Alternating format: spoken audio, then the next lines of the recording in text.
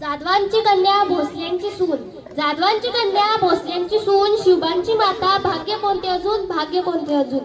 हिंदवी स्वराज्याची पताका नवी अभिमानाने डोलते, हिंदवी स्वराज्याची पताका नवी अभिमानाने डोलते.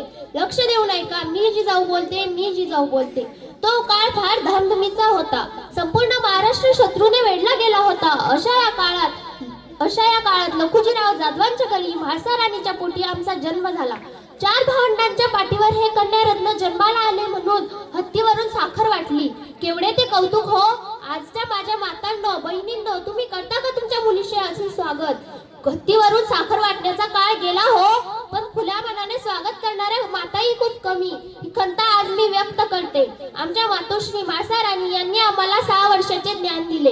रामायण, महाभारत तसेच नामदेवांच्या गाथा हे आम्ही ऐकले. रामायण, महाभारत तसेच नामदेवांच्या गाथाही आम्ही ऐकले. समजून घेतलं होतं एकदा स्वराज्य साकारण्यासाठी एका सरदाराच्या पत्नीला काही कर्मठ लोक सती जाण्यास भाग पडत असे. त्यावेळी आम्ही विरोध केला तर त्यांनी आम्हाला धर्मविरोधक म्हणून उभे केले.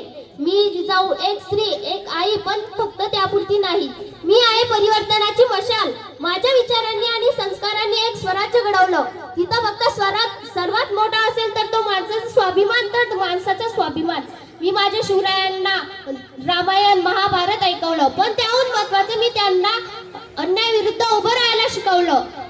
संकट माझ्या जीवनाचा भाग होता, पण मी कधीच डगमगले नाही. कारण स्त्री म्हणजे संघर्षाची मूर्ती आहे, संघर्षाची मूर्ती आहे. जाता जाता तुमच्यासाठी एवढंच म्हणेन, धैर्याने आणि आत्मविश्वासाने पुढे जा. जिजाऊ फक्त इतिहासात नाही तर ती तुमच्या